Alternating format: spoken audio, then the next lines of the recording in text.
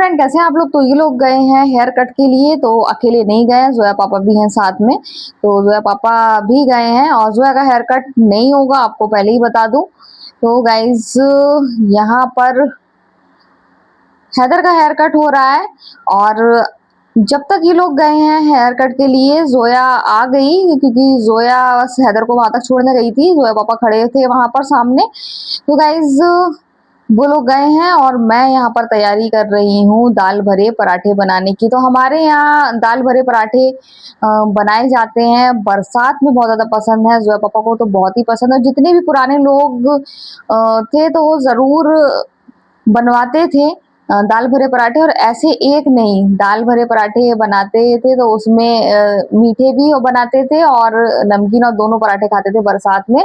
मुझे ऐसे याद है कि मेरे जो दोनों मामू थे उनको बहुत ज्यादा पसंद थे और वो बनवाते थे, उनको बहुत पसंद थे मीठे और नमकीन। एक आध दिन मीठे बनाऊंगी मैं, मेरा मन हो रहा है। तो यहाँ पर तो मैं बना रही हूँ नमकीन, जो कि जोया पापा को तो बहुत पसंद है, लेकिन बच्चों को भी पसंद है, सभी को पसंद है। चटनी के साथ बहुत ज्यादा अच्छे लगते हैं।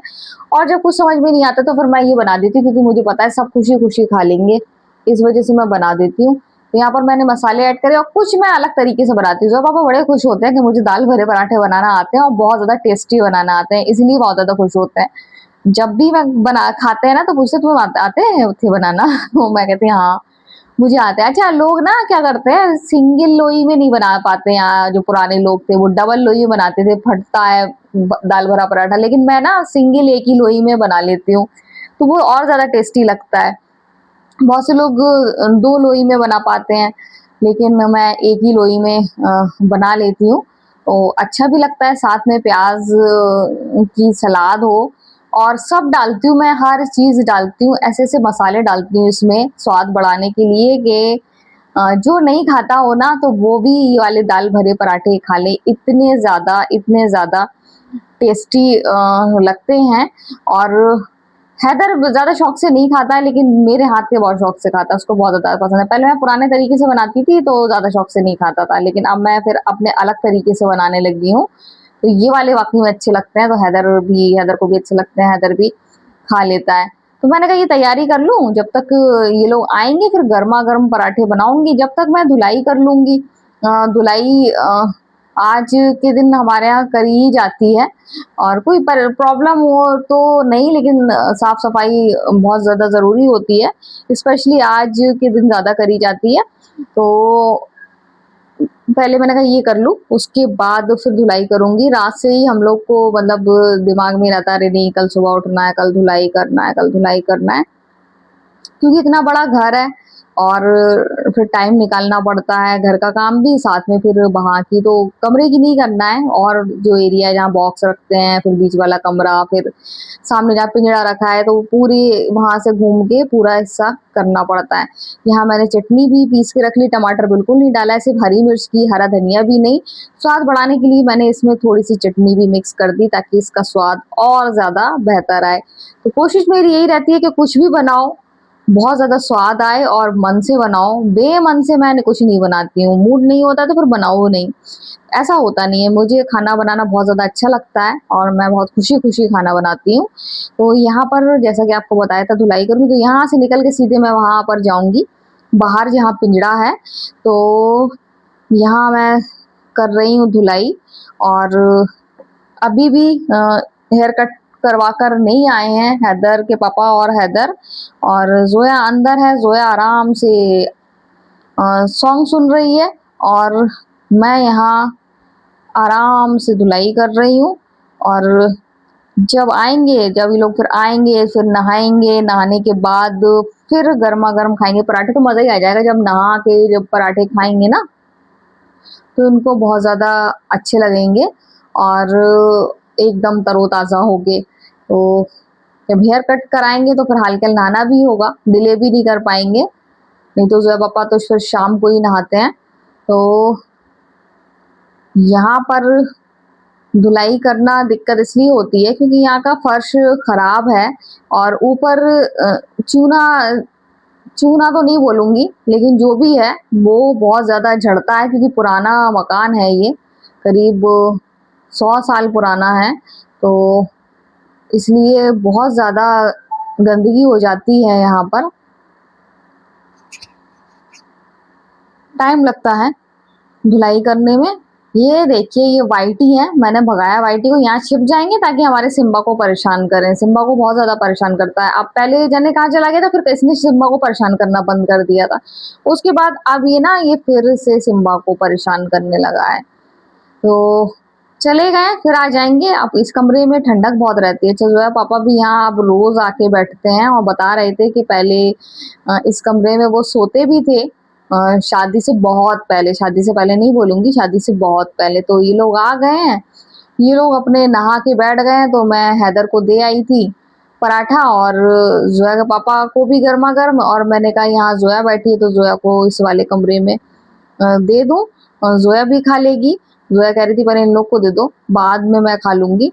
तो फिर मैंने इन लोग को गर्मा गर्म दे दिए, और अब जोया को दिए क्रिस्पी क्रिस्पी टेस्टी टेस्टी पराठे। इसका तो बहुत मन कर रहा था, इसको बहुत ज्यादा क्रेविंग हो रही थी। तो यहाँ पर आ गया है आंधी तूफान। इसका मैं ओरिजिनल साउंड सुनाऊंगी, टीन शेड की तक आवाज आ रही है।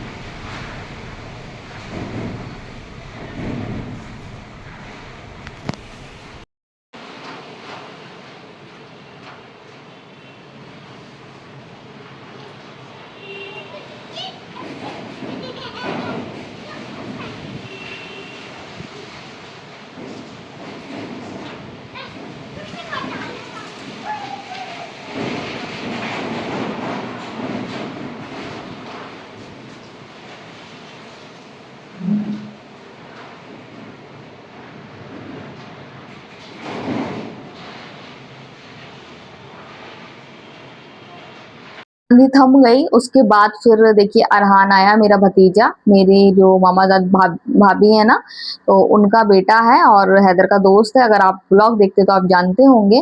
तो वो आया है, और हमारे जहाँ हम खड़े थे आपको दिखाया, तो इस तरफ हवा नहीं थी, हवा थी दूसरी तरफ, पूरब की तरफ तेज हवाएं थी। उसका मैं आपको साउंड सुना रही थी, टीन शेड की थी, तेज तेज आवाज आ रही थी टीन शेड की, और हम लोग वही सुन रहे थे। और जहाँ जिस जगह हम लोग और जोया पापा खड़े थे उस तरफ बिल्कुल भी हवा नहीं थी।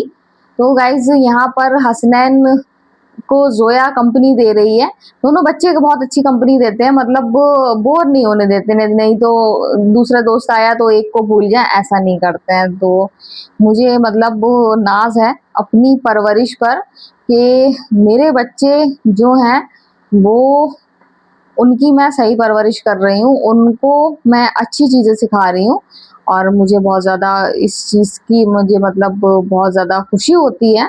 तो यहाँ पर अच्छी कंपनी भी उनको मिलती है, और अच्छे लोग भी उन लोगों के आसपास रहते हैं। तो अरहान आया था और मैं वो कुछ कही, बेटा ये खा लो, नहीं नहीं मैं ये नहीं खाऊंगा, मतलब मना कर रहा था, खा के आया। मैंने कहा नूडल तो कोई मना नहीं करेगा, नूडल तो खा लेगा। तो कह रहा था आज मैंने नूडल ही खाए हैं। फिर मैंने नूडल बना दिए थे, तो फिर देखिए अब ये लोग नूडल पार्टी कर रहे हैं।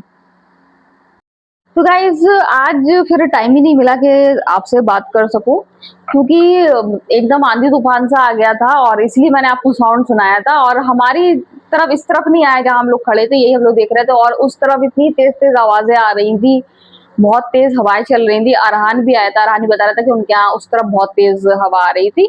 ये को लाइट भी आ गई, पिछली बार तो लाइट खराब हो गई थी और काफी लंबे टाइम तक नहीं आई थी, इसलिए मैंने फ्रिज भी बंद नहीं करी। फ्रिज बंद करने वाली थी क्योंकि फ्रीजर में बर्फ बहुत ज्यादा जम गई है, डीप रोस्ट करना था, फिर मैंने नहीं करी। मैंने कहा लाइट खराब हो गई आंधी तूफान की वजह से, तो फिर वैसे भी वो डीप रोस्ट हो जाएगी, लेकिन लाइट नहीं गई, अच्छी बात है।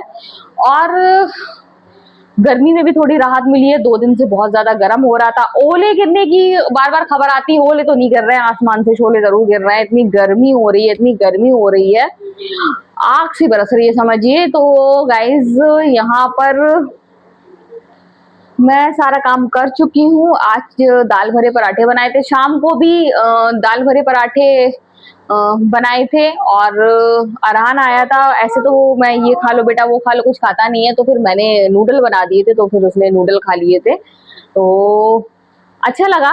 अरहान आया और अब हम लोग भी जाएंगे क्योंकि हम लोग बहुत दिन से प्रोग्राम बना रहे हैं। और शाजी है तो ये कह रही थी, ये क्या हो गया, चाय गिर गई, अच्छा दाग लग गए होंगे, वाइट कपड़े हैं तो दाग तो बच्चों को लगेंगे ही।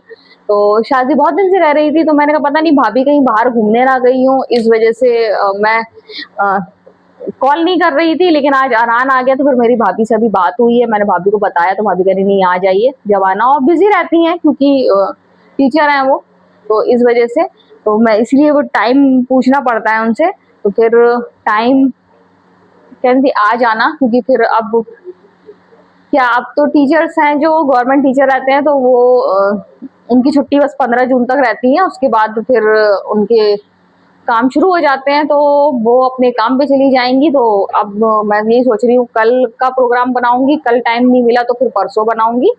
इन्हीं 2 दिन में मैं सोच रही हूँ जाने के लिए, तो हम लोग जाएंगे। तो गाइज बहुत ज्यादा थक गए हैं, और मैं समझी जोया इधर देख रही है, बहुत ज्यादा थक गए हैं। अब मैं जा रही हूँ, अब आराम से टीवी देखूंगी। तो आज का वीडियो हम यही एंड करते हैं। अगर आपको वीडियो पसंद आए तो आप लाइक सब्सक्राइब कमेंट जरूर करें। तो बाय बाय।